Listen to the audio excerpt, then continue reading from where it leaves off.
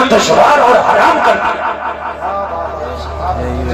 میں نے ڈاکٹر صاحب سے پوچھا آپ تو مزے میں ہو گئے بھائی، 2,000 کی فیس لے لیتے ہو، 1 منٹ دیکھتے ہو مریض کو نسخہ لکھنے کا، اور پلس دوائی پہ بھی آپ کو ملتا ہے پرسنٹیج، وہ تو MRP پہ دے دے گا میڈیکل والا، لیکن اس کا جو کمیشن ملے گا وہ آپ پہ پھر آتا، الٹرا ساؤنڈ کرائے گا تو اس کا بھی آپ پہ آئے گا، خون کی جانچ کرائے گا، خون اس کا نکلے گا، پیسہ آپ کو ملے گا ریٹرن۔ مزے ہی مزے ہے۔ تو ڈاکٹر صاحب نے کہا مولانا بڑا پریشان ہوں، نیند کی گولیاں کھا کھا کے سو جاؤں رات کو۔ یہ سب کچھ ہم نے دیکھا یار کہ سکون کہاں ہے؟ ہم نے دیکھا کہ جن کے پاس کرسیاں انہیں سکون نہیں، جن کے پاس زمینداریں انہیں سکون نہیں، جن کے پاس مالداری انہیں سکون نہیں، جن کے پاس پیسہ انہیں سکون نہیں، جن کے اکاؤنٹ بڑے بڑے انہیں سکون نہیں، جنہوں نے بڑی بڑی ڈگریاں کر لی انہیں سکون نہیں، جن کے پاس بڑے بڑے پد ہیں انہیں سکون نہیں، جن کے بڑے بڑے عہدے انہیں سکون نہیں۔ تو یار سکون ہے کدھر؟ بابا سبحان اللہ۔ ہر آدمی سکون دیکھ رہا نا، ہر آدمی سکون ڈھونڈ رہا۔ اپنے ساتھ تھوڑا آواز اور بڑھائیں اور اس کا بیس بڑھائیں، آواز بھاری کریں، میں بھی سکون ڈھونڈ رہا ہوں۔ اچھا میں بول رہا، بہت اچھا میں بول رہا۔ تو ہر آدمی سکون چاہتا ہے، آدمی گھر میں 1 کروڑ روپے لگاتا ہے سکون مل جائے، بہترین مہنگی کار لاتا ہے سکون مل جائے، ارے بولو ہے کہ نہیں ہے؟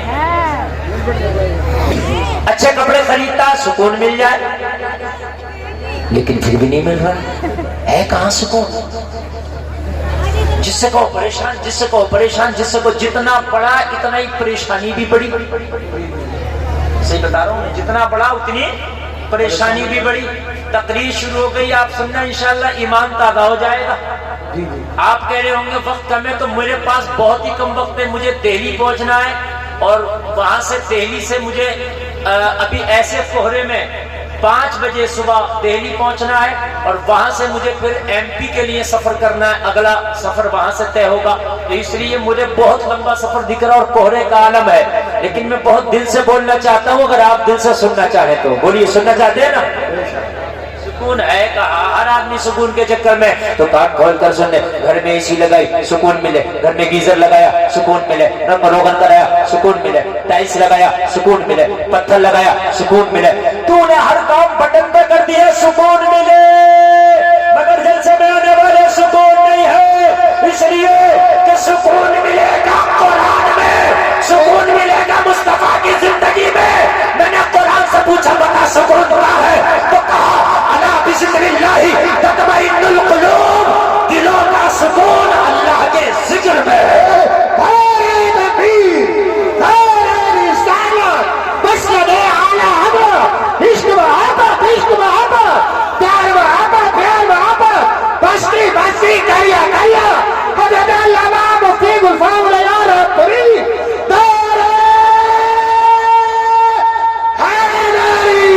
قرآن کہتا ہے دلوں کا سکون اللہ کے ذکر میں ہے۔ قرآن نے کہا دلوں کا سکون جلسے میں آنے والوں اللہ کے ذکر میں ہے، تو پھر تم سکون کہاں؟ تم سکون مراد آباد جا کے تلاش کرتے ہو، رامپور جا کے تلاش کرتے ہو، سوار میں تلاش کرتے ہو، بیڑی کے منڈل میں تلاش کرتے ہو، سگریٹ کی ڈبی میں تلاش کرتے ہو، بغل کی پڑیا میں تلاش کرتے ہو۔ سکون نہ منڈل میں ملے گا، سکون نہ سگریٹ کی ڈبی میں ملے گا، سکون نہ بغل کی پڑیا میں ملے گا، سکون اگر ملے گا تو اللہ کے ذکر میں ملے گا۔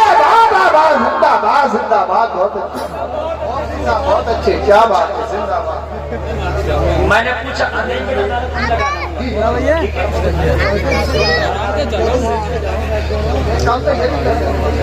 توجہ کریں، سکون ملے گا۔ اب سنیں، سکون اللہ کے ذکر میں، یہ قرآن نے کہہ دیا، اس کے علاوہ آپ کہیں بھی جائیے سکون نہیں۔ اس لیے آدمی بے سکونی میں زیادہ ہے، ڈپریشن میں زیادہ ہے۔ ابھی ایک رپورٹ آئی ہے، بڑے بڑے ڈاکٹروں نے ایک رپورٹ دی ہے کہ نوجوان طبقہ 25% ڈپریشن میں، اور اسی وجہ سے نشے کی جو وہ تعداد ہے نشیڑیوں کی بڑھ رہی ہے۔ جب آدمی ڈپریشن میں جاتا تو سوچتا ہے کہ نشہ کر کے شاید یہ میرا غم، میری ٹینشن، میرا ڈپریشن ہلکا ہوگا، مگر پتہ نہیں ہے جیسے ہی نشہ اترے گا پھر نشے کی لت لگ جائے گی، ایک الگ بیماری شروع ہو جائے گی۔ میں نے پوچھا آپ کے گاؤں میں کتنا ووٹ ہوگا تو بتایا حضرت تقریباً 2700-2800، تو آدمی کم 5,000 ہوگی آبادی کم سے کم، جب اتنا ووٹ ہے تو 100 پر ہی ہونی چاہیے آبادی، ہے کہ نہیں ہے؟ تو آپ کے ہاں 3 سکون کے سینٹر کھلے ہوئے ہیں، کتنے؟ زور سے بولے ہیں آپ، 3 سکون کے سینٹر ہیں۔ 5,000 لوگوں میں کم سے کم 3,000 لوگ ایسے ہوں گے یا 2,500 لوگ ایسے ہوں گے جو ان سکون کے سینٹر میں انہیں جانا چاہیے روزانہ۔ 3 سینٹر ہیں آپ کے، جی جی میں بھی کروں۔ چوتھا سینٹر تیاری میں ہے، سکون وہاں ملے گا۔ میں نے پوچھا اعظم نواز اس سکون سینٹر پہ تیرے گاؤں سے کتنے لوگ جاتے ہیں؟ کہا حضرات وہی جگہ ایک ایسی ہے جہاں سب سے کم نظر آتے ہیں،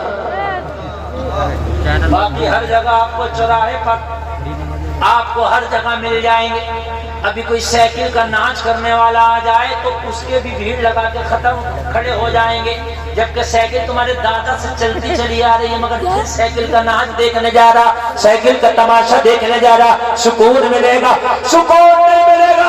یہ سکون سینٹر اللہ کا گھر خانہ خدا تیرے گاؤں کی مسجد ہے، اگر سکون چاہتا ہے تو فجر کی نماز پڑھنے جاؤ، دن نکلنے سے پہلے سکون سینٹر میں چلا جاؤ، اللہ سے ملاقات کر لے، جیسے ہی نماز پڑھے گا دن بعد میں نکلے گا، سکون پہلے حاصل ہو جائے۔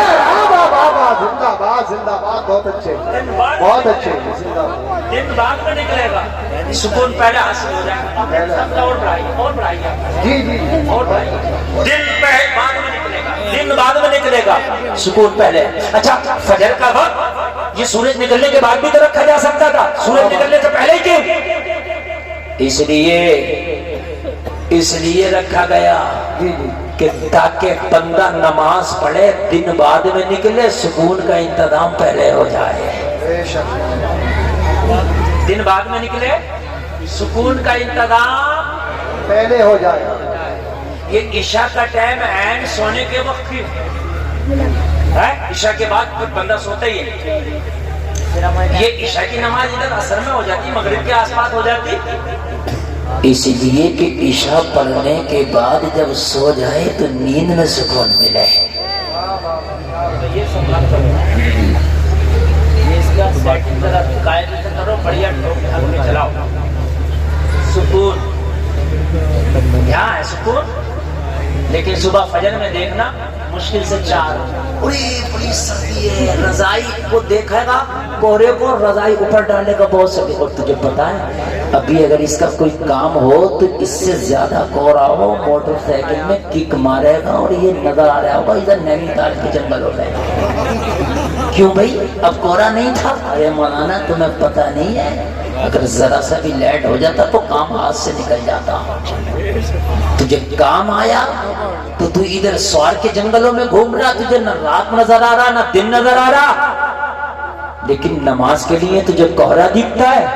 جبکہ حقیقت بات یہ ہے کہ مسجدیں اب اتنی خوبصورت بنا دی گئی ہیں، میں نے ابھی آپ کی مسجد دیکھی، نماز عشاء پڑھی ہے ماشاءاللہ، نئی تکنیک سے بنائی گئی ہے کہ مسجد میں جا کے اتنا دل لگتا ہے کہ اتنا تیرے گھر میں دل نہیں لگے گا۔ تیرے گھر میں چوہے ہوں گے، تیرے گھر میں جو ہے کھٹمل بھی ہو سکتے ہیں، تیرے گھر میں بیوی کا جھگڑا، تیرے گھر میں بھائیوں کا جھگڑا ہے نا، لیکن مسجد میں کچھ نہیں، صرف مسجد میں سکون ہی سکون ہے۔ تو مسجد میں آنا، ادھر تجھے سکون ملے گا، ادھر سکون حاصل ہوگا، لیکن اس سے دور بھاگنے جائے گا کہاں؟ کہتا مولانا سکون نہیں، سکون نہیں، میاں کے پاس جانا شروع کر دیا۔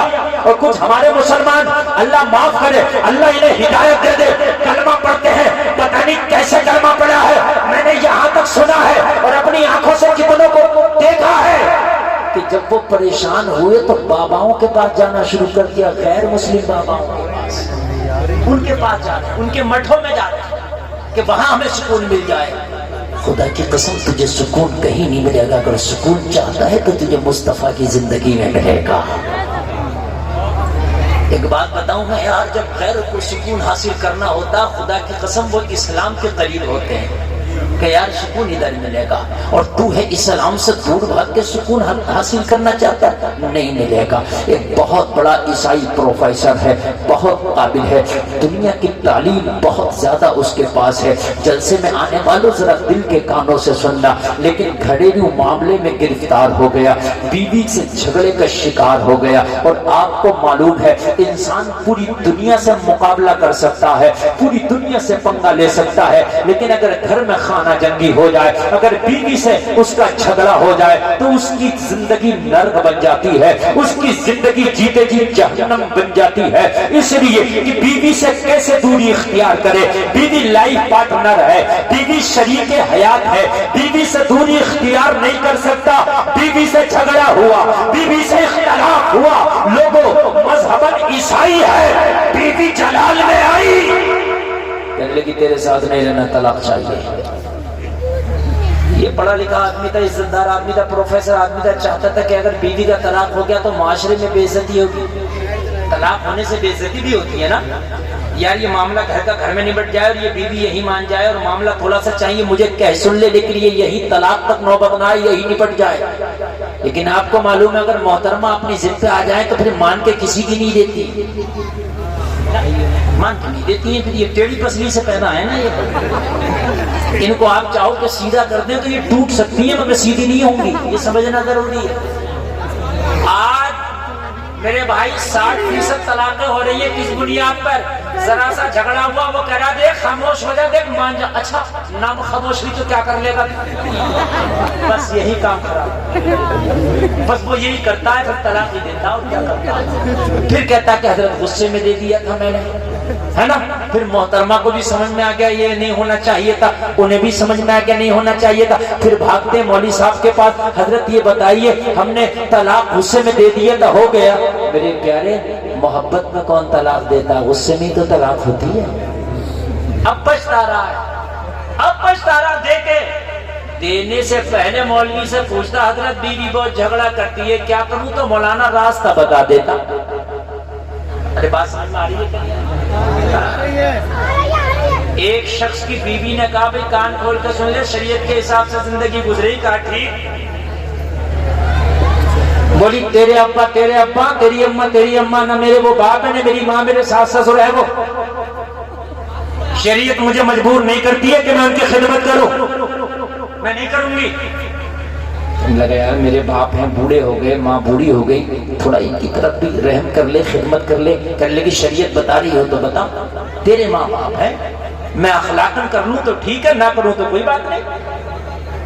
بات صحیح ہے، اگر عورت اپنے بچے کو دودھ بھی نہ پلائے تو عورت مرد کے اوپر ذمہ داری ہے کہ وہ اس کو دودھ پلوائے، چاہے معاوضہ دے کے پلوائے۔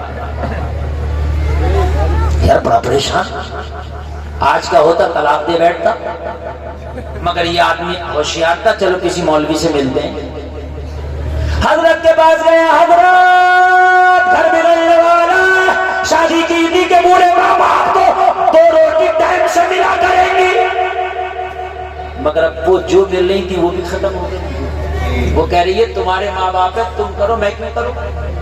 مولانا نے کہا کہ تو صحیح ہے، مگر کاش اگر کوئی اپنے معاملے میں مولانا کے پاس جاؤ تبھی تو تمہارے معاملات آسان ہوں گے، تو مولانا کے پاس بعد میں جا رہے ہو، وکیل صاحب کے پاس پہلے جا رہے ہو، داروغہ جی کے پاس پہلے جا رہے ہو، تھانے دار صاحب کے پاس پہلے جا رہے ہو، اور رشتے دار کہہ رہے ہیں ہٹیں گے نہیں، ٹینشن مت لیو، لگاؤ اتنے مقدمے، گھر بننے ہی نہ دے رہے۔ ابھی ایک میٹنگ ہوئی میں ڈی ایم کے، اس میں تمام ادھیکاری تھے، ڈی ایم بھی تھا، تو اس نے خود کہا، بولا 90% جو میاں بیوی کے مقدمے ہیں وہ خود تو مان جائیں، مگر یہ جو لواحقین ہیں یہ نہیں ماننے دیتے، ہٹنا مت پیچھے، 2 لگا دو دہیج پھرتا اور لگا مقدمے۔ یار اگر کوئی معاملہ ہے تو سمجھاؤ آپس میں، معاملات کو بگڑواؤ مت، معاملات کو بنواؤ۔ مولانا نے کہا ٹھیک تو کہتی ہے، تو کہا حضرت ٹھیک تو کہتی ہے لیکن ماں باپ بوڑھے انہیں کون دے گا روٹی پکا کے، تو کہنے لگے ہم بتائیں گے اس کا طریقہ۔ ہیں تو ہم. تو بولا حضرت بتا ہی دے. تو کہنا ایک کام کرو دوسرا نکاح کر لو,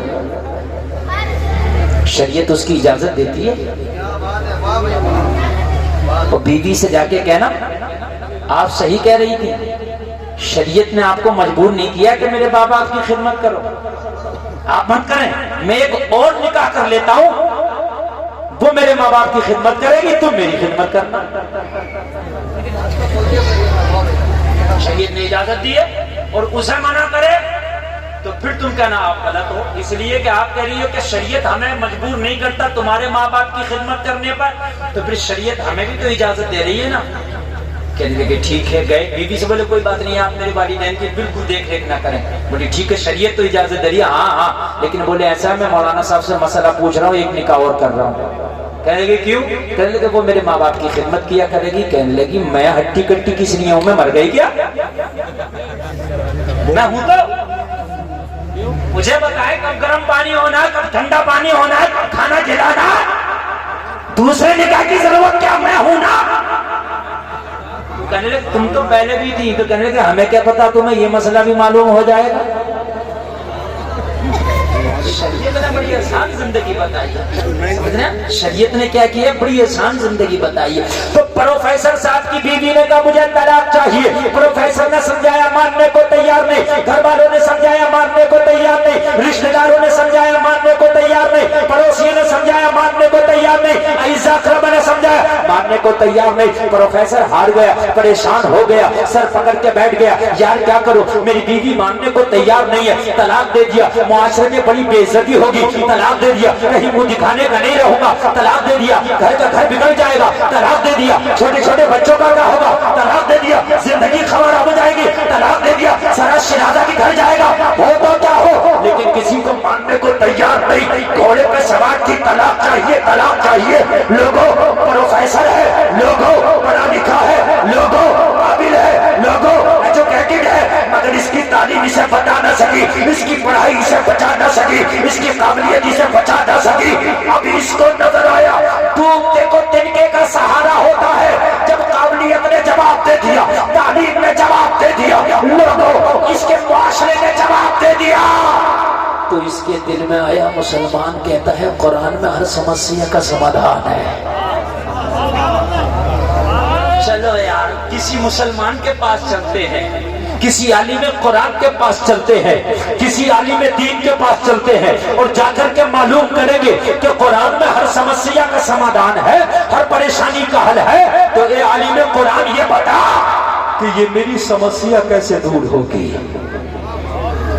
ہے عیسائی لیکن مدد کے لیے قرآن نظر آ رہا ہے, اور ہم ہیں مسلمان اور ہمیں بالی ووڈ نظر آتا ہے, ہمیں ہالی ووڈ نظر آتا ہے. ہم مسلمان ہیں, ہمیں دنیا نظر آتی ہے. وہ عیسائی ہے, جب ساری چیزوں نے دم توڑ دیا تو پھر اسے قرآن نظر آیا.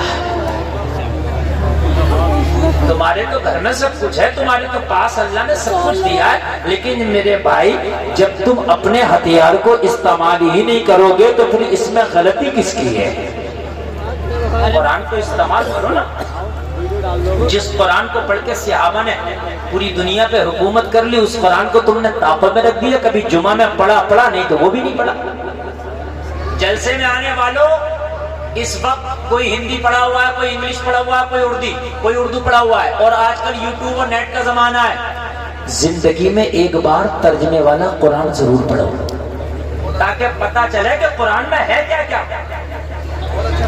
خالی بغیر ترجمے کا نہیں بلکہ ترجمے والا قرآن پڑھو, چاہے ہندی میں ترجمہ پڑھو, چاہے انگلش میں اس کا ٹرانسلیٹ پڑھو. اور اگر آپ کو پڑھنا نہیں آتا تو یوٹیوب پہ کسی سنی عالم کا ترجمے والا قرآن سنو. آپ کو پتا تو چلنا چاہیے کہ نبیوں کا کس کس نبی کا قصہ بیان کیا گیا, اللہ نے قرآن میں کیا کیا بیان کیا. اچھا پورا قرآن ترجمے کے ساتھ پڑھو گے, پورا قرآن ترجمے کے ساتھ سنو گے تو پورا قرآن یاد نہ بھی رہے گا تو 10% تو باتیں یاد رہیں گی. 10% ہی تیرے لیے کافی ہے. لیکن اس پورے مجمع میں شاید کوئی ایک آدھ بندہ نکل آئے, کھڑے ہو کے کہہ دے حضرت میں نے پورے ترجمے کے ساتھ قرآن پڑھ رکھا. شاید گالیاں ترجمہ تو ترجمہ ہماری ماں بہنوں کو تفسیر کے ساتھ گالیاں یاد ہوتی ہیں، اور چغلی تو ایسی ایسی چغلی لگا لگا کے اس میں گن کے کر دے گی، چغلی ایسی چغلی کر دے گی کہ ایک ہوئی ہوگی تو اس کے اندر 20 بے ہوئی لگا دے گی۔ اور اگر اس سے بات پوچھنے پہ آ جائے کہ یہ بتا تو نے جو یہ بات کہی ہے یہ بات کہاں تک صحیح ہے، اگر بات پجوا دی جائے اور جب بالکل جھوٹ نکلے تو کیا ہم کیا کریں، ہم نے تو سنی تھی۔ تو نے سنی ہوئی کیوں آگے بیان کر دی بھائی؟ سنی ہوئی کیوں آگے بیان کر دی؟ یہ رائٹ تجھے کس نے دے دیا؟ اسلام سے دور رہو گے، قرآن سے دور رہو گے تو یہی تمہاری زندگیوں کا شعار بن جائے گا کہ لوگوں کی برائیاں کرتے پھرو گے۔ اگر قرآن کا دامن پکڑو گے تو لوگوں کی برائیاں نہیں کرو گے بلکہ لوگوں کی برائیاں دور کراتے نظر آؤ گے۔ نعرہ تکبیر، نعرہ رسالت، مسلک اعلیٰ حضرت خواجہ کا ہندوستان، ہندوستان کا سنی مسلمان علماء اہل سنت۔ قرآن سے دور رہو گے تو صرف لوگوں کی برائیاں کرتے نظر آؤ گے، اس کی برائی اس کی برائی، اس کی چغلی اس کی چغلی۔ اگر قرآن سے قریب رہو گے تو لوگوں کی برائیاں چھڑاتے نظر آؤ گے، برائیاں چھڑاؤ گے لوگوں کی، اور ایسی چھڑاؤ گے ایسی چھڑاؤ گے کہ جیسی غوث اعظم نے چھڑایا، ڈاکوؤں کے پاس گئے تو ولی بنا سبحان اللہ، چھڑاؤ گے۔ اور قرآن سے دور رہو گے تو برائیاں کرو گے۔ اب تمہیں اپنانا ہے کہ کون سی زندگی اپناؤ گے آپ؟ پروفیسر نے مولانا سے کہا حضرت کہ بیوی کا طلاق رک سکتا قرآن کے ذریعے؟ مولانا نے مسکرا کے کہا قرآن تو بڑی چیز ہے، تیری بیوی کا طلاق تو میرے نبی کی حدیث روک دے گی۔ غیر زور سے بولنا سبحان اللہ۔ صرف بچے ہی بول رہے ہیں، بڑے بڑوں نے تو یہ سوچ لیا کہ ہمیں تو نہ بولنے کی ضرورت ہے نہ کچھ سمجھنے۔ اچھا بچوں کو آگے بھی بٹھا دیا، یہ کام بچوں کا نہیں ہے، یہ کام بڑوں کا ہے۔ میں بچوں کو کہوں آپ کو زیادہ سمجھانے لگا۔ مولانا نے مسکرا کے کہا قرآن تو بڑی کتاب ہے، میرے نبی کی ایک حدیث پہ جا کے عمل کر لے، تیری بیوی کا طلاق رک جائے گا۔ پروفیسر نے کہا مولانا مذاق تو نہیں کر رہے ہیں، میری بیوی کا طلاق میرے خاندانی نہ روک سکے، میری بیوی کا طلاق میرے رشتہ دار نہ روک سکے، میری بیوی کا طلاق میرے گھر والے نہ روک سکے، میری بیوی کا طلاق میں نہ روک سکا۔ ہم عاجز آ گئے، بیوی مانتی نہیں، آپ کہتے ہیں نبی کی حدیث طلاق روک دے گی، کہا ہاں۔ میرے نبی کی بات میں اتنا پاور ہے، عمل تو کر کے دکھا، پھر دیکھ کیسا کمال پیدا ہوگا۔ ہم تو دور ہیں، ہم تو مسلمان ہیں، ہمیں تو پانی بھی پینے کا پتہ نہیں کہ سنت طریقہ کیا، گدھے اور خچر اور بیلوں کی طرح کھڑے کھڑے پی رہے ہیں، کھانا بھی کھڑے کھڑے کھا رہے ہیں، سر پہ ٹوپی رکھنا سمجھتے ہیں تو ملا جی کا کام ہے، تو امام صاحب کا کام ہے، حافظ جی کا کام ہے، ہم تو ایسے بدماش لوگ ہیں، ہم تو ایسے کیسی بھی کھا لیں۔ کیوں کھا لیں؟ مسلمان تو بھی ہے، مصطفیٰ کا کلمہ تو نے بھی پڑھا ہے، جنت تجھے بھی چاہیے، اگر پانی کے 2 گھونٹ بھی پینا تو یہ دیکھ میرے نبی کا طریقہ کیا تھا پانی پینے کا۔ اگر نبی کے طریقے پہ تو نے پانی پی لیا، سنت کی سنت ادا ہوگی، عبادت کی عبادت ہو جائے گی۔ مولانا نے کہا گھر چلا جا، تیری بیوی کا طلاق ہو جائے گا۔ کہنے لگا حضرت وہ نبی کی حدیث تو بتائیں۔ کہا جا میرے نبی کے سنت طریقے پہ بس کھانا کھا لینا۔ کیا کر لینا؟ کس طریقے پر کھا لینا کھانا؟ زور سے بولے، سنت طریقے، نبی کے سنت طریقے پر اگر تو نے کھانا کھا لیا تو تیری بیوی کا طلاق رک جائے گا۔ تو کہنے لگا حضرت مجھے بتا بھی تو دے، میں پروفیسر ضرور ہوں، میں نے دنیاوی تعلیم ضرور حاصل کی ہے، مگر ابھی نبی کا سنت طریقہ کھانے والا مجھے یاد نہیں ہے۔ تو مولانا نے کہا سن، گھر جانا، اور گھر جانے کے بعد میں تو کھانا تنہا نہ کھانا، اپنی بیوی کو ساتھ میں لے کے کھانا کھانا، اس لیے کہ مل کے کھانا کھانا میرے نبی کی سنت ہے۔ پہلے لوگ مل کے کھانے کھاتے تھے، آپس میں محبتیں ہوتی تھی۔ پہلے لوگ ایک بڑا طبق ہوتا تھا، اس کے اندر مل کے 5-4 لوگ کھانا کھاتے تھے، محبتیں ہوتی تھی۔ اب تو الگ الگ چل رہا، اب تو ڈسپوزل چل رہا، کھاؤ پھینک دو۔ محبتیں بھی ایسی چل رہی ہیں، ملو بات ختم۔ پہلے ہوتی تھی محبت، اب نہیں ہے، سب ختم ہو گئی۔ کہا مل کے کھانا کھانا، بغیر بیوی کے کھانا نہیں کھانا۔ پتا چلا اپنے گھر میں ہو تو مل کے کھانا کھاؤ، بیوی ہے تو بیوی کے ساتھ کھاؤ، ماں ہے تو ماں کے ساتھ کھاؤ، باپ ہے تو باپ کے ساتھ کھاؤ، بہن ہے تو بہن کے ساتھ کھاؤ، بھائی ہے تو بھائی کے ساتھ کھاؤ، اولاد ہے تو اولاد کے ساتھ کھاؤ۔ مگر یہ معاشرہ الٹا ہے، ہم دنیا کے ساتھ کھائیں کوئی بات نہیں، اگر کوئی بیوی کے ساتھ کھانے لگے تو کہتے ہیں میاں یہ جورو کا غلام ہو گیا۔ ارے میاں کسی غیر کے ساتھ تھوڑی کھا رہا، اپنی بیوی کے ساتھ کھا رہا۔ امی عائشہ فرماتی ہیں کہ میں جس کٹورے سے پانی پیتی تھی مصطفیٰ اسی کٹورے سے پانی پیتے تھے۔ امی عائشہ فرماتی ہیں کہ میں جس جگہ سے کٹورے سے منہ لگا کے پانی پیتی میرے نبی اسی جگہ سے منہ لگا کے پانی پیا کرتے۔ اگر آج پی لے، چونکہ الٹا ہے نظام ہے نا، الٹا ہے سب۔ بھابھی سے مذاق کر رہا تو کوئی کچھ نہیں کہے گا، سب کی آنکھیں پھوٹ گئی۔ تو بھئی یہ کیا ہو رہا ہے، یہ کیوں اس عورت سے مذاق کر رہا، تو پتا کیا کہتے ہیں، ارے مزانا یار ہٹ جاؤ، یہ بیا دیور بھابھی ہے۔ تو جب پتا نہیں ہے کہ دیور بھابھی کی مذاق حرام ہے تو جائز کام ہے، اس پہ انگلیاں اٹھ رہی ہیں۔ اگر کوئی اپنی بیوی کے ساتھ کھانا کھانے لگے تو مذاق بنایا جاتا، میاں یہ تو جورو کا غلام ہے، بغیر بیوی کے کھانا نہیں کھاتا، بیوی شرم سے کھانا نہیں کھاتی، مذاق بنایا جاتا ہے۔ شوہر اپنی بیوی کے ساتھ جا کر بھی کھانا نہیں کھاتا، مذاق بنایا جاتا ہے۔ دیور بھابھی سے مذاق کر رہا تو لوگ کہنے یہ تو حق ہے۔ نظام میکدہ کو جس طرح بگڑا ہے ساقی، انہی کو جام ملتا ہے جنہیں پینا نہیں آتا۔ مجھے ذرا بتائیں، اسلام نے سب سے ہارڈ اگر پردہ بتایا ہے تو بھابھی کو دیور سے بتایا، سب سے ہارڈ پردہ۔ بہنوئی سے سالی کا پردہ سب سے ہارڈ، لیکن معاشرے میں سالیاں بھی مذاق کر رہی ہیں۔ سالیاں کی تو مذاق کی بات چھوڑ دے، دولہا میاں جس دن آئے تھے نکاح بھی نہیں ہوا تھا، پھولوں کی ڈلیاں لے کے وہاں گاؤں کے پیپلز خانے کے روڈ پہ باہر کھڑی ہو گئی تھی دولہے کا استقبال کرنے۔ میں نے کہا تم کیا کرنے آئی ہو؟ کہا دولہے کا استقبال کرنے آئی ہے، پورے محلے کی لڑکی آئی ہے، ہم تو ڈوبے ہیں صنم، تمہیں بھی لے ڈوبیں گے، خود تو ڈوبی رہی ہے۔ پورے محلے کی لڑکیوں کو جا کے وہاں کھڑا کر دیا۔ کوئی منع بھی تو نہیں کرتا، کہتے ہیں لڑکیاں استقبال کریں گی، تم کیا مر گئے؟ تم استقبال کرو نا۔ ارے لڑکوں کا استقبال، دولہے کا استقبال لڑکے کریں، مرد کرے۔ اگر دلہن کا استقبال لڑکی کرے تو کچھ سمجھ میں بھی آتا۔ دلہن کا استقبال لڑکی کر رہی کوئی بات نہیں، سمجھ میں بھی آتا، لیکن دولہے کا کرتی ہیں لڑکیاں، عجیب مسئلہ۔ کہا سنت کے مطابق کھانا کھانا، کہا کیسے؟ کہا بیوی کو ساتھ میں لے کے، سر ڈھانپ کے، دسترخوان بچھا۔ موٹی موٹی سنت ہے نا کھانے کی، بتا دیا جا تیرا طلاق رک جائے گا۔ گھر گیا، بیوی نے دیکھا آگے پروفیسر، کہا پروفیسر صاحب طلاق کب دیں گے؟ کہا 3 دن کی مہلت دے دو۔ کہا 3 دن کے بعد؟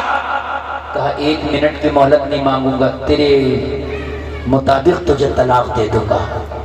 کہا جہاں تیرے ساتھ اتنے سال گزارے ہیں تو 3 دن تو کانٹوں پہ بھی گزار لوں گی، کوئی بات نہیں، لیکن 3 دن کے بعد کوئی ہیلا بہانہ نہیں چلے گا۔